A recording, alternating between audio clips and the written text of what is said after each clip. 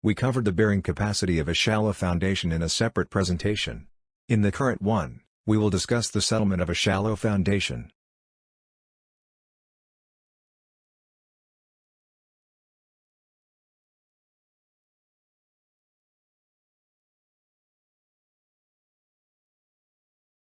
All foundations, shallow or deep, to settle. Bearing capacity and settlement are the two design considerations for a foundation. Satisfying settlement criterion is as important as satisfying bearing capacity criterion.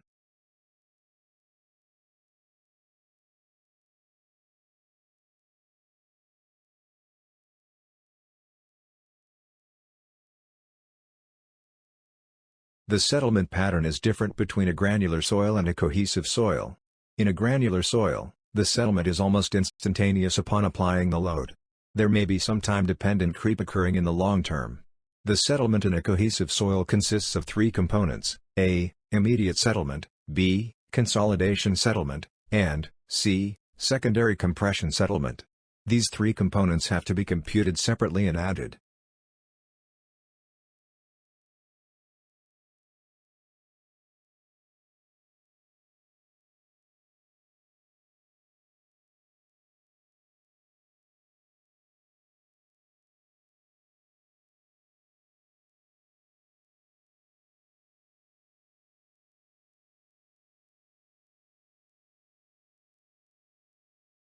Let's say the two adjacent footings settle by delta 1 and delta 2.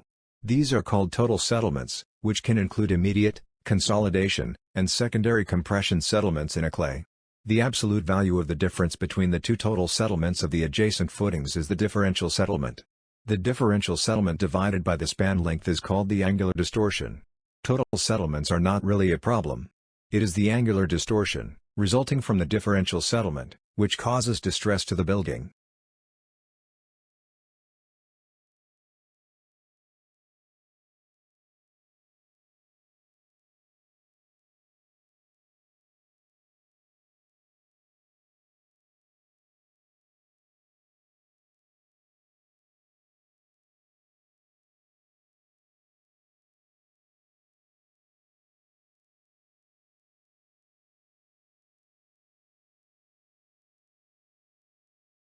Maximum angular distortion a structure can tolerate depends on the type and function of the structure. As a very general guide, the angular distortion must be limited to 1 on 300 to avoid any architectural damage such as damage to the plastering, or partition. It must be limited to 1 on 150 to avoid any structural damage such as exposure of the reinforcement. We designers limit the total settlements to limit the differential settlements and hence the angular distortions. Traditionally, we have been limiting the total settlements to 25 mm for pad or strip footings and allow a little more for rafts. In this small section, we will have a look at computing the settlements by treating the soil as a linear elastic continuum.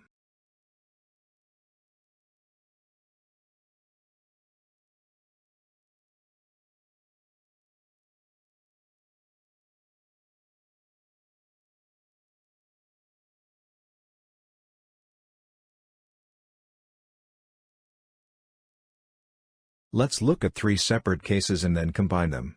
Case 1 deals with a surface footing on an elastic half space. Case 2 is still a surface footing but the depth of the soil bed is finite. There is a stiff stratum at a certain depth. In Case 3, the footing is embedded within the soil, which is again of limited depth as in Case 2.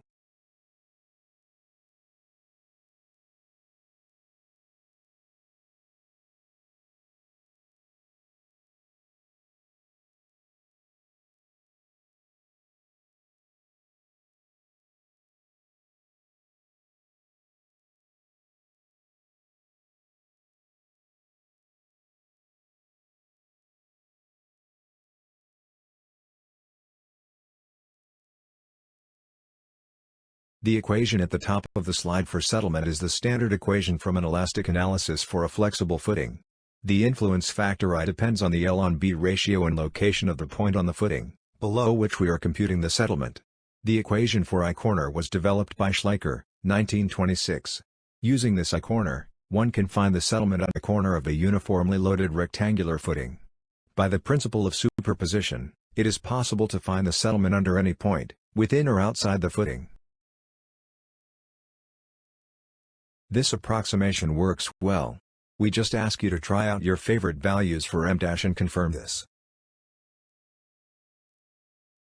Here is a simple exercise requiring you to show that the settlement under the center is twice that under a corner of a uniformly loaded flexible footing.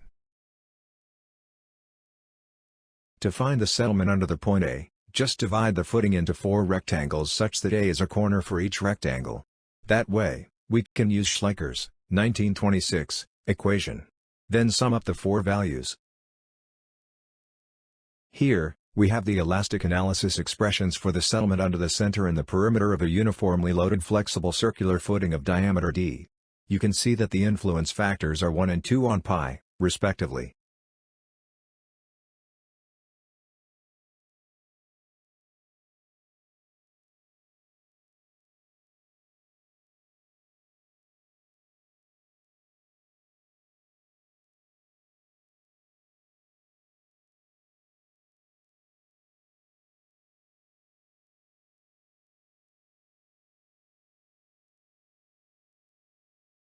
Flexible footings apply uniform pressure to the underlying ground and settle non-uniformly.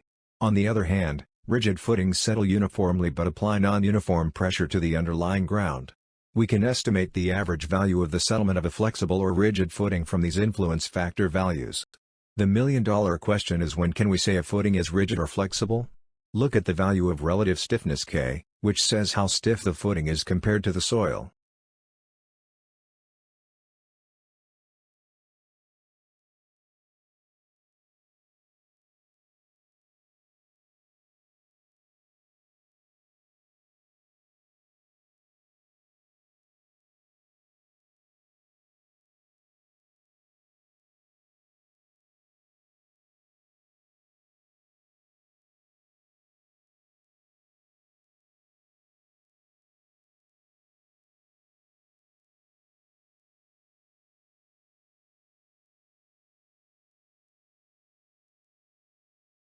Here are 3 different expressions to determine the relative stiffness K, which is simply a measure of how stiff, i.e., flexible or rigid, the foundation is compared to the soil.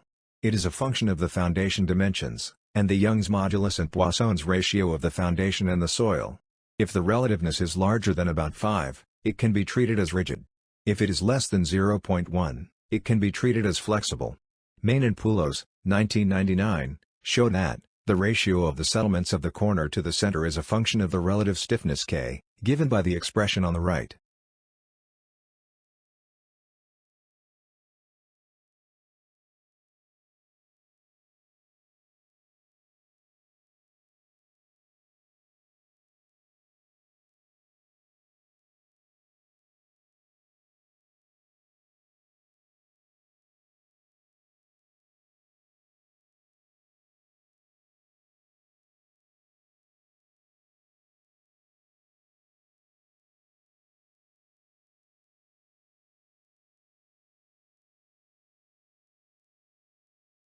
Case 2 is similar to Case 1, where the foundation is still on the surface with no embedment.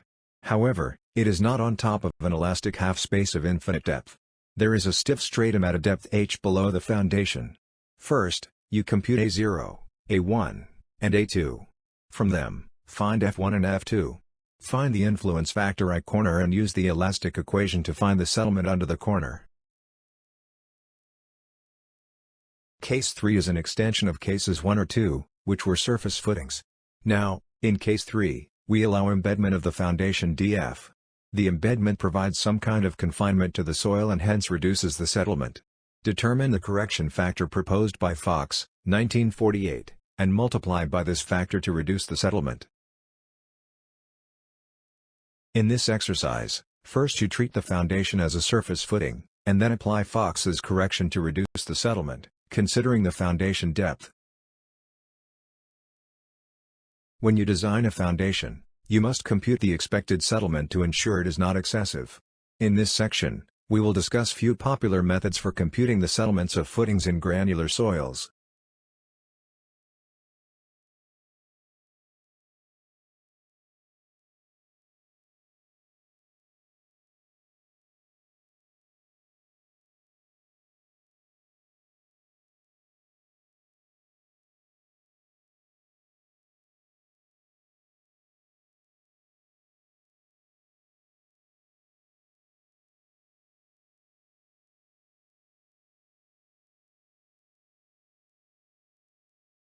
There are 5 factors contributing to the settlement of the foundation in granular soil.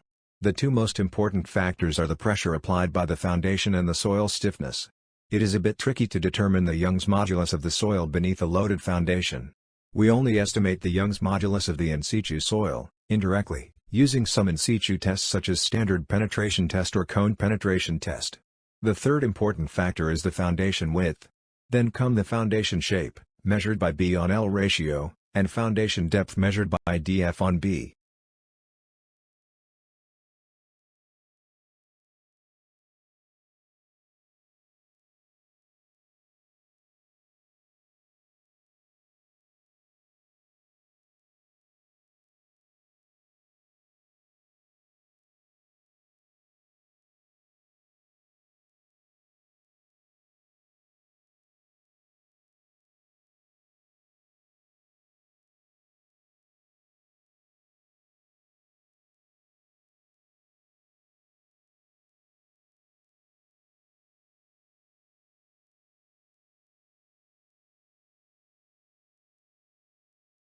There are more than 40 different methods reported in the literature for computing settlement of a shallow foundation in a granular soil.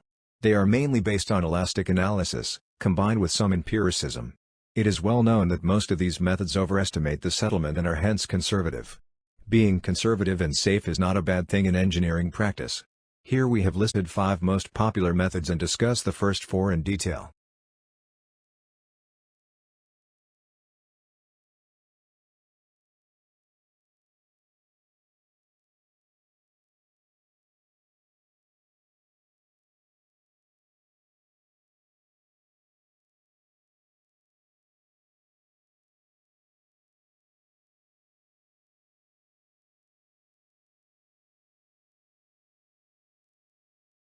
Tertsogi and Peck, 1967, carried out a plate loading test using a 1 foot by 1 foot, i.e., 300 mm by 300 mm, plate on the surface of a homogeneous sand with constant N60.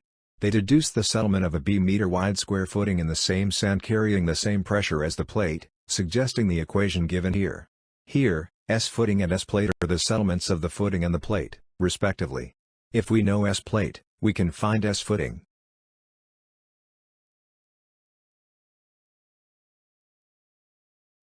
Here are the plate load test data from Tertsogi and Peck, 1967, on 3 different homogeneous sands with N60 of 10, 30, and 50. For any other value of N60, S-plate can be interpolated from the graph.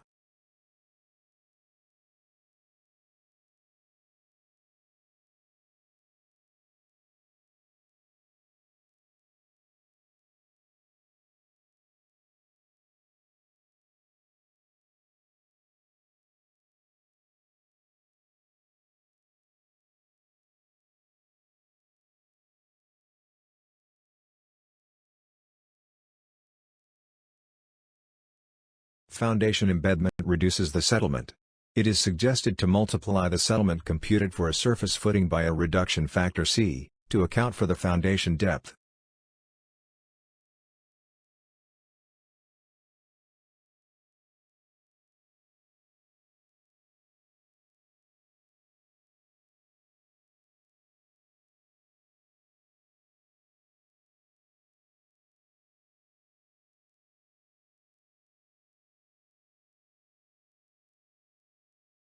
In Schmartman's method, we treat the soil as a linear elastic continuum, but the Young's modulus varies with the depth Z.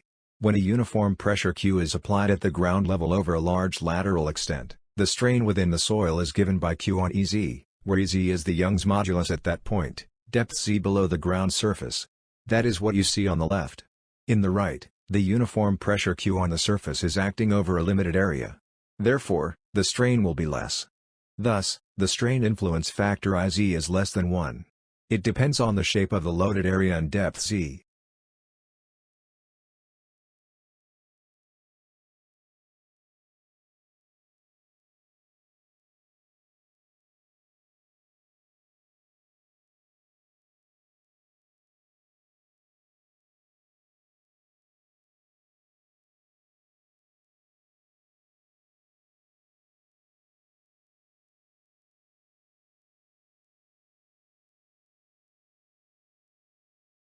Here, we are looking at an element of thickness dz at depth c below the center of the foundation.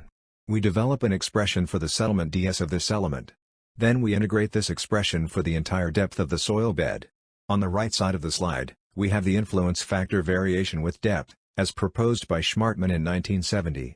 It increases linearly from 0 at the foundation level to 0.6 at half B below the foundation, and then linearly decreases to 0 at 2B depth. Note that beyond the depth of 2B below the foundation, the strain influence factor is 0.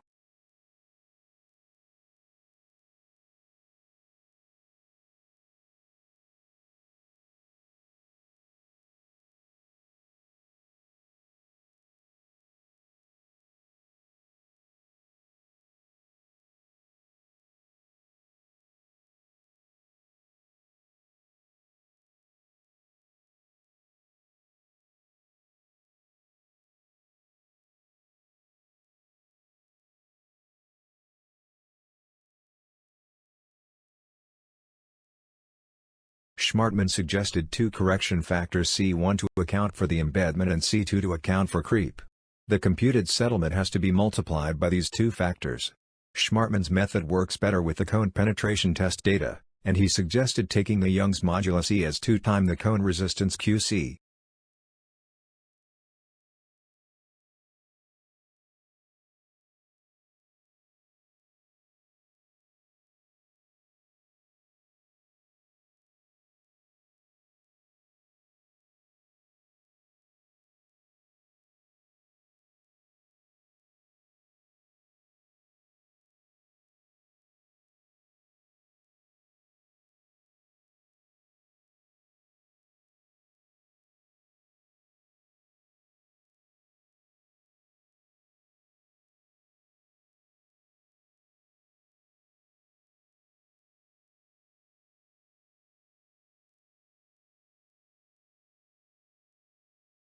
In 1978, Schmartman et al.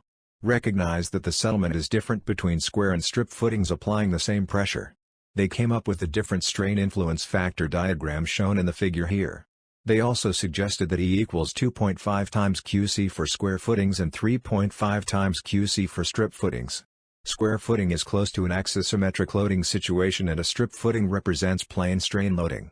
From axisymmetric to plane strain loading, the friction angle increases by 10% and Young's modulus increases by 40%.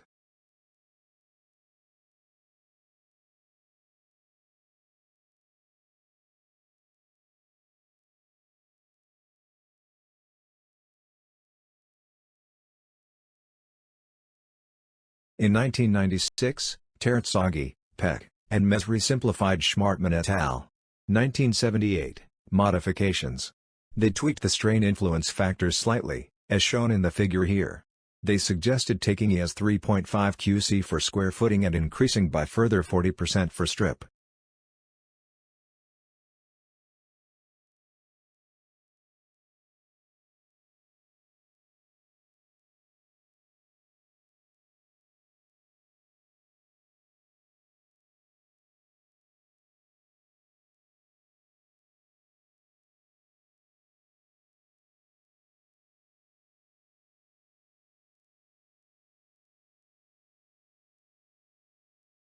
In 1985, Burland and Burbage from UK proposed this settlement prediction method based on a large database of settlement records from full-size footings.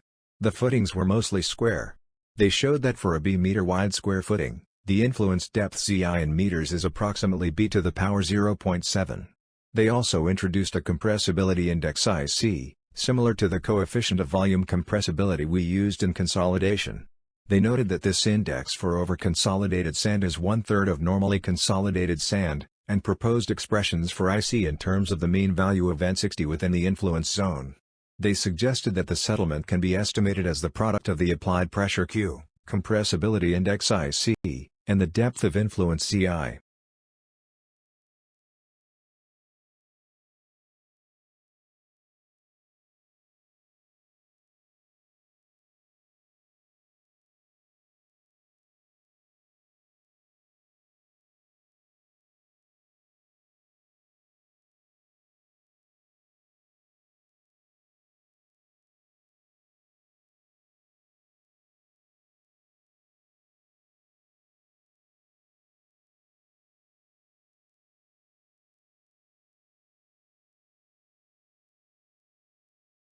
The final expressions for the settlements for the three different cases are shown here in red boxes.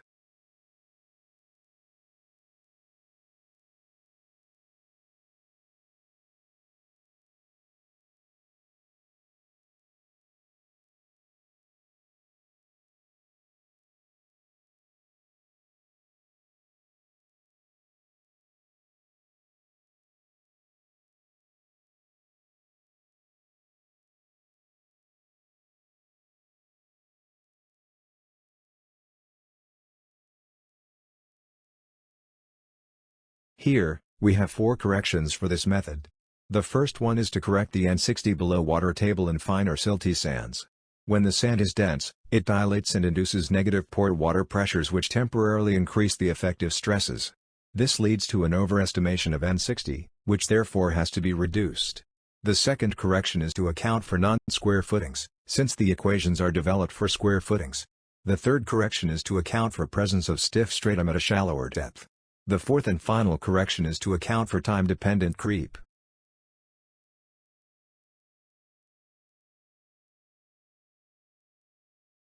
This is a useful graph presented by Burland and Burbage for estimating settlement very approximately. It can also be used to check our predictions based on the other methods.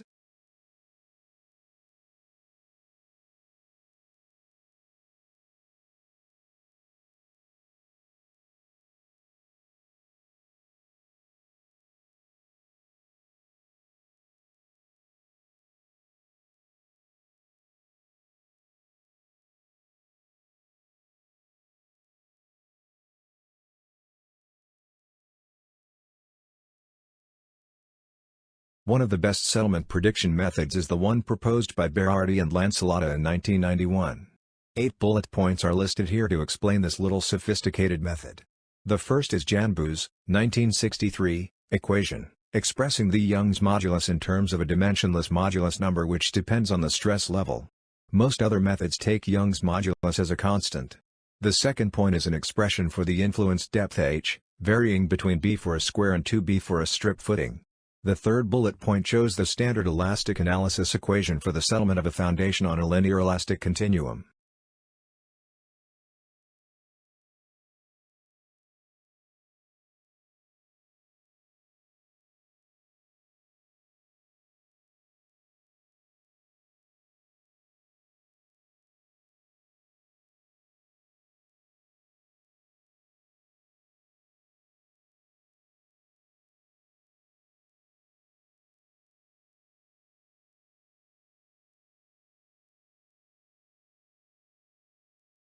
Bullet point 4 suggests using Skempton's, 1986, expression to find the relative density from N60. Bullet point 5 notes that S on B is used as a measure of strain level. S on B of 0.1% is the reference strain level. Bullet point 6 gives the expressions for Ke 0.1% for square and strip footings in terms of the relative density. Bullet point 7 gives an expression for settlement as a function of E 0.1%. The data used to derive these expressions are shown in the next slide.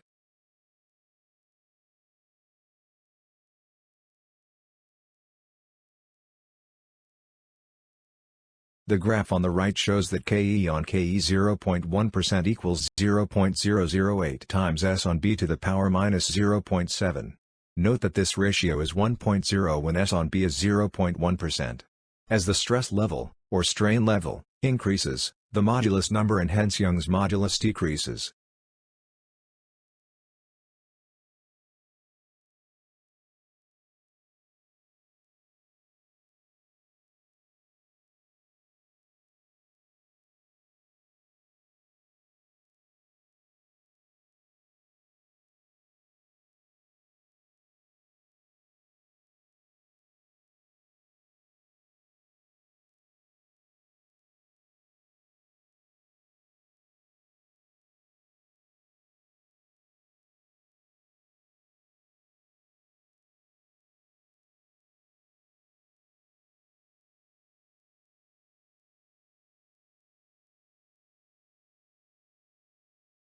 The bullet point 8 shows a table of values for 1 minus Poisson's ratio squared times the influence factor I, assuming Poisson's ratio is 0.15. Follow the 7 steps here to calculate the settlement.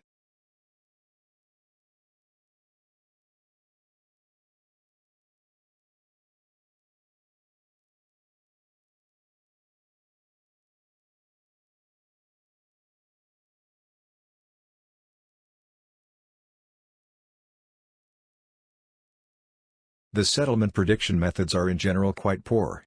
They overestimate the settlement and hence underestimate the allowable pressures on the soil. The methods are generally based on elastic analysis and some empiricism. A good method should have high levels of both accuracy and reliability. That is, a good method should overestimate the settlement and the predicted value should be close to the actual settlement. The actual settlement is often significantly less than the settlements predicted by the different methods. Tertsogian Peck and Schmartman et al.'s methods are the most conservative of all methods. The probabilistic charts shown here give an idea of the conservative nature of these two methods.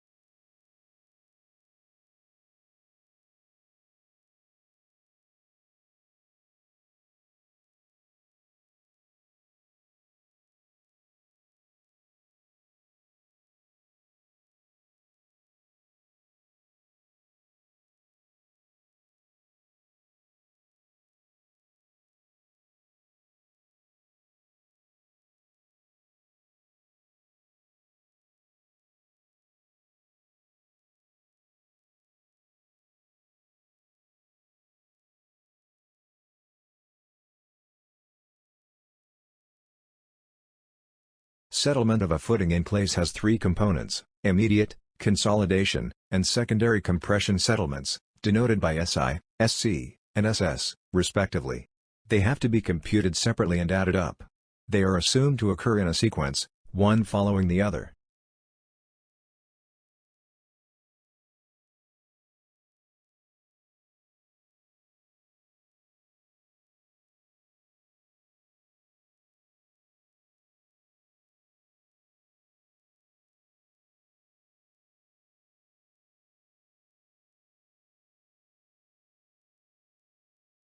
Immediate settlement occurs immediately upon loading and instantaneously. Since there is no time for drainage, undrained conditions are assumed. We use the standard elastic analysis equation shown here, with the factors μ0 and μ1 proposed by Christian and Carrier, 1978. Since undrained, Poisson's ratio is 0.5 and we use undrained Young's modulus EU. Here is a very useful chart developed by Duncan and Buchignani, 1976. From the overconsolidation ratio and plasticity index, we can estimate the ratio EU on Cu, where Cu is the undrained shear strength of the clay. From this ratio, and knowing Cu, EU can be determined.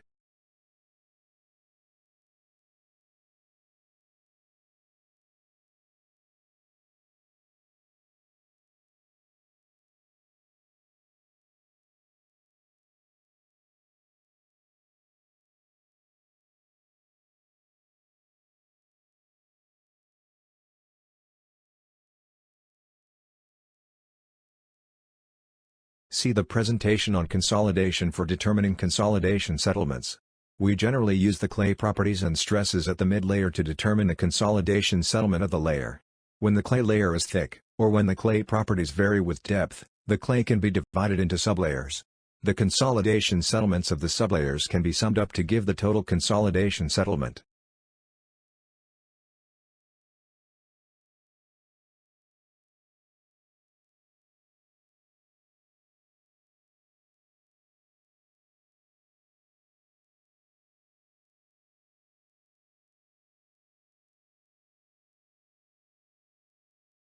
Computing secondary compression settlement was discussed in the presentation on consolidation. Here is the expression in red.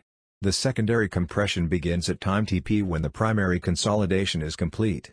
It increases linearly with logarithm of time. C alpha is the coefficient of secondary compression.